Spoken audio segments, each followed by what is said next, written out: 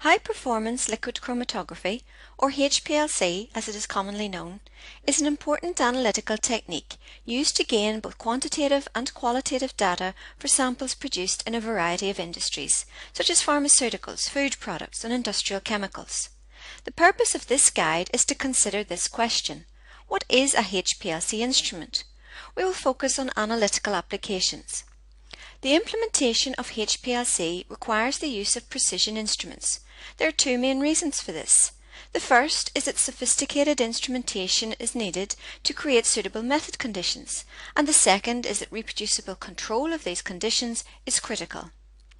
A HPLC system can at first glance appear daunting to the new operator. A full understanding of the components common to all HPLCs can transform bewilderment regarding a complicated arrangement of tubing and electronics into an appreciation of a logical and well-designed piece of analytical equipment.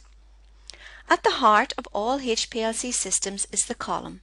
This is where the separation of the components of interest in your sample actually takes place. It is the interaction of the stationary phase contained in the column, the mobile phase, and the sample components, which forms the basis of this analytical technique. The stationary phase in your column is typically, but not always, in the form of very small spherical particles. The diameter of these particles is in the order of a few microns, that's 1/1000th of a millimeter. In analytical HPLC, the particle size diameter ranges from approximately 1.5 to 10 microns.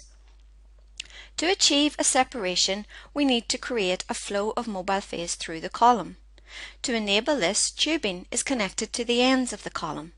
The very small size of the particles means that a flow of liquid needs to be pushed through under high pressure to get a reasonable flow rate. As a consequence, the tubing needs to be connected in such a way so as to withstand the high pressure.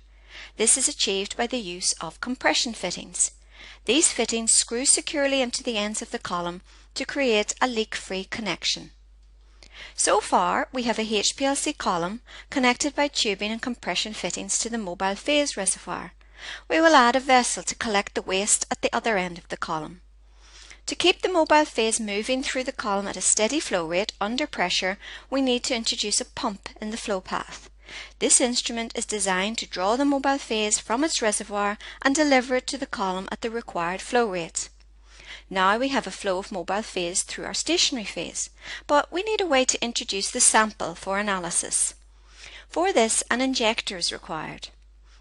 This instrument is designed to inject a small aliquot of sample, typically in the order of a few microliters, into the flow path of the mobile phase prior to the column.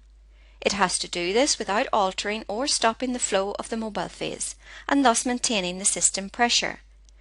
In most modern systems, this process is automated, and samples are placed in vials which can be injected by the autosampler in the order and amounts programmed by the operator. When the sample has been injected and passes through the column, the separated components need to be detected in some way so as to convert the results of the analysis into useful data. The detector is designed to be able to recognize some characteristic of the sample component. The most common detector is probably an ultraviolet or UV detector. This works by passing a beam of UV light through the flow path of the mobile phase, measuring the absorbance. For those components which absorb UV light, the response obtained will be proportional to the amount of the component present. Not all components absorb UV light, and those that do have different responses, so these factors need to be considered when choosing a suitable detector.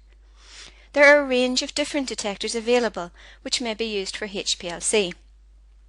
These include MS, which passes the flow coming out of the column into a mass spectrometer, thus obtaining information on the amount and molecular weight of the compound. Other detectors which you may have encountered include evaporative light scattering, charged aerosol, fluorescence, and conductivity detection. Some kind of processor is required to convert the responses from the detector into usable data. Purpose-designed software applications called chromatography data systems are available. Common examples are mPower, Clarity, Chromalion, and EasyChrome. In gradient analysis, the composition of the mobile phase is changed during the course of the analysis. To enable this, we need another mobile phase reservoir and some way of mixing the two. The mixing may be performed before the pump, as shown here, in which case it is not yet under pressure and is called low pressure mixing. Or the mixing may be performed after the mobile phase flows through the pump, in which case it is under pressure and two pumps will be required. Systems which use high pressure mixing are often referred to as binary systems, since two pumps are needed. In practice, low pressure mixing with a proportioning valve before a single pump is most commonly used. Another instrument which is typically included in a HPLC system is a vacuum degasser, since all air needs to be removed from the mobile phase for optimum performance. Temperature is an important method parameter which needs to be controlled in HPLC analysis. For this reason, the column is often housed in a compartment which can be temperature controlled. Many HPLC systems have the capability to mix 4 mobile phases. These are known as quaternary systems. So what happens during an analysis? The mobile phase is flowing through the system from the mobile phase reservoir to waste. We will inject a mixture of 3 components, shown here using 3 colours: pink, green and blue.